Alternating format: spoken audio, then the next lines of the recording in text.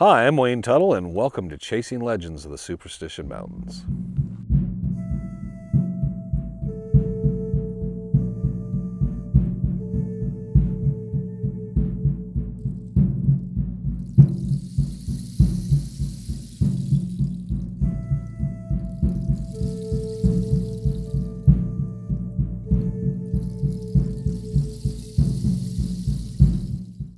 Welcome back. This episode I'm going to talk about several different incidents, odd things that have happened. And they kind of have some interest. I don't think I've really ever talked about them. And what reminded me is just recently talking with Mike McChesney. He's up there in Dewey right now, and Michael loved getting a shout out on his name if he actually even bothers to watch these.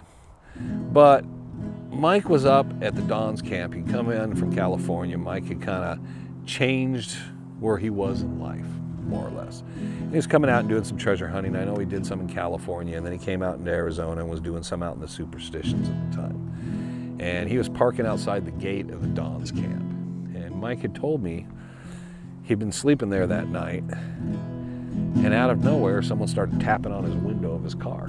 Tap, tap, tap, tap, tap, like trying to get his attention. He figured it might be someone telling him he can't park there, or he's blocking the drive, but it's pitch black out, he said. And he got up and he looked out and there's nobody out there. And he said he got out of his truck and looked around, there's no one anywhere. And he said it was just the oddest feeling to be out there. And he said he knew what he heard, and it was someone tapping on the window. Well, that story reminds me of another story. Longtime Dutch hunting partner Randy Wright and myself, and again at the Don's camp. And Randy had went out to open the gates, and one of the guys that helped begin the rendezvous, there was a number of us very involved early on. His name is Joe Roboto, and Joe and his wife Carolyn were heading out and driving in, and Randy lived at that time out in Apache Junction, and the idea was that Randy would go down and open the gates. He had, believe he was working during the day, but he'd go down, wait for Joe, get the gate open so Joe could get into the Don's camp, because there has to be somebody there. And then Randy would head back out. And we had to change that a bit because of this incident. So Randy goes out and he calls me and says, you know when Joe's gonna be out? And I'm like, I don't know. And I live in Surprise, so I'm like literally a world away. And he's like, how long should I stay? And I said, well, he's on the road from Havasu. I don't have his cell number. I don't know how to get in touch with him. He said he'd be there by 4 or 5 o'clock. And Randy was like, okay, I'm just gonna wait. So he went down, I believe it was the big Ramada. And he had a flashlight, I believe, and he was just sitting there, and he figured, well, he'd just sit there and wait for them. And you'd see their lights. You can always hear the vehicle coming in, you'll see their lights. So he's sitting there for a while. Randy told me then he gets darker and darker, and he starts hearing somebody talking, and he can hear footsteps. So Randy gets up, takes his flashlight, looks around. Nobody's out there, because he figured it might be Joe and them parked by the gate and walked down. And he's like, there's nobody there. He shines the light up by the gate and stuff. Sits back down. He waited a while, and it gets darker. And he's sitting there, and of course you got to remember there's not a sound out there. It's just dead quiet. He says he could hear footsteps again, like a couple people walking around just outside the Ramada. So he gets up again, goes with the flashlight over there, starts shining it everywhere. There's nobody there. No cars around, no people around. He shouts out, hey, who's there? Well, nobody answers. So he goes back in, he's starting to kind of feel kind of funny. So he sits down again, and he said not much time went by, he heard people talking again. He said he finally got on his cell phone, and there's not good cell phone reception there, but I get this call from him, and he got through, and he said, hey, I'm sitting here. You know when Joe's gonna be here, because I'm sitting here and I keep hearing people talking and walking around. And I'm like, And I'll tell you, I could hear it in his voice. I could hear the fear creeping up in the voice. And I said, hang a little bit longer. It's too far for me. I mean, it's going to take me an hour and a half to get out there to sit. So I said, just kind of hang there. They'll be there soon. You got a flashlight? He said, yeah, I got a flashlight. But he says, every time I turn on the flashlight, it makes it worse because he said, I don't see anybody. And he says, I know somebody's got to be messing with me. But he says, I don't know how I can hear them right there and then turn on the flashlight and there's nobody there. And I'm not hearing any movement anymore.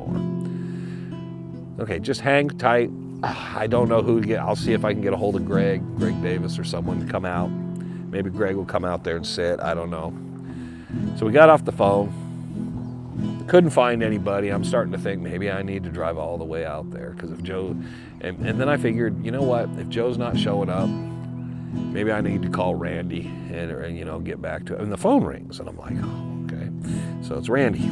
Get it. Dude, I can't, I'm going to have to, I'm almost even just afraid to leave this place and walk back to the car. And I'm like, what are you talking about?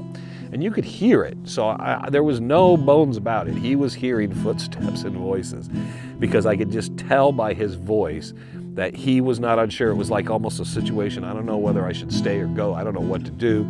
It's, you know, because he was almost at the point I could tell, scared to death that there was someone and he walked up to him and ran into him. It would probably just make him jump out of his shoes.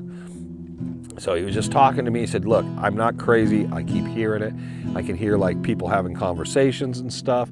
And then I start hearing footsteps and then I hear them on this side, that side. He said, I turn on my light immediately. There's no one there. There's no one here. And he said, I've walked out. I looked around. I'm scared to death to even walk around and look anymore. And he said, it has to be people because I can hear them, but there's no one there.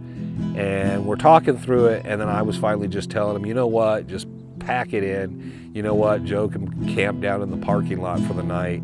If he calls me, I'll tell him what was going on. And then Randy said, you know what, headlights just showed up. Don't worry about it. Now Joe, when I got to the rendezvous the next day, I got in and I talked to Joe and I said, hey, I guess Randy was spooked a little last night. And Joe told me, hey, when we showed up, he said that boy was white as a ghost.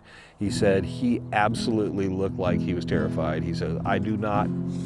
Joe told me at that point, and I don't know if Joe remembers it all, but Joe said, I believe he heard something because he said you could just tell he was so on edge. It was literally nice to see you guys. I'm so happy to see you. I'm getting in my car and I'm leaving.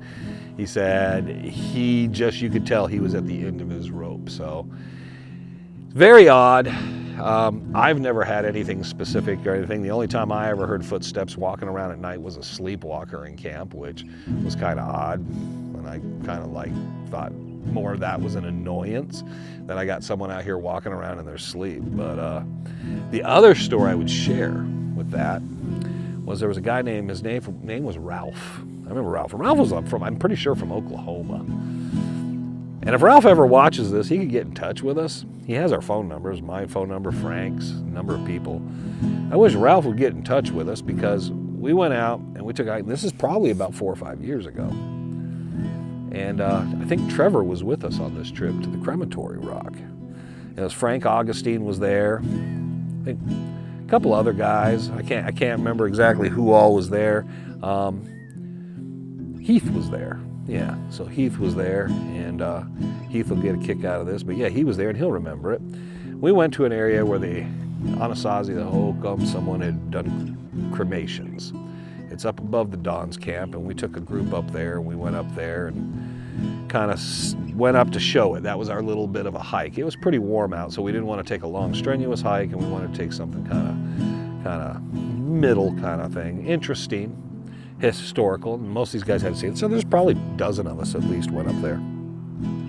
So we got up, we go in, there's these big boulders. It's a nice spot. There's shade there nearby, kind of an open area, and then there's the area where they did the cremations. You can stand in it. It's over 6 feet high, and the overhang and so forth, and probably about 15, 20 feet wide, and it probably goes in about another 10, 15 feet. And it's obviously the black soot you see from where they'd burned the bodies and the fat from the bodies and so forth. We got there, and everybody was taking some pictures, and I know we're kind of messing around a little bit. And Ralph went in, and I'll never forget this. Walked to the back, and I turned around, and Frank said, "What are you doing?" And I looked. I'm like, "Heath, or no, it wasn't Heath, I'm sorry, Ralph. Ralph, what are you doing? Ralph was a great guy, man. I really liked Ralph, man. I always wish I would have spent more time hiking with him and stuff. But Ralph goes, well, I had to relieve myself. And I'm like, well, you know this is a crematorium, right? This is where their bodies were burned. It's like a sacred spot or something. There's a big wet spot on the ground, and he's like, oh, man, I didn't really think about that. I hope that don't come back to haunt me or anything. Now, Ralph made it to every rendezvous. Every year he came out early, everybody saw him. He went hiking in the mountains, he stayed for the rendezvous, and then usually stayed afterwards. And I know he'd try to get out and hike with Randy or myself, Paul Shimmick, a number of us. He'd try to hook up with someone and do some hiking and some exploring in the mountains after the rendezvous. Every single year, always gave you his numbers, always. We've never heard from Ralph again since that time. I got photographs, I know the guy existed, but yeah, he relieved himself in the crematory cave. And since that time, Ralph has never been heard from again. So there's kind of 3 stories in and about and around the Don's camp that just kind of odd. Not going to say it's haunted. Not going to say there's something whispering or whistling through there or how it affects people. But yeah, and if anybody ever knows Ralph from Oklahoma, I can't remember his last name for the life of me. But if anybody knows whatever happened to Ralph, let me know. Because yeah, he was a good guy, but yeah, sometimes just, you know, when you got to go, think about where you're going. All right? So thanks for joining us for Chasing Legends, and we'll catch you next Monday.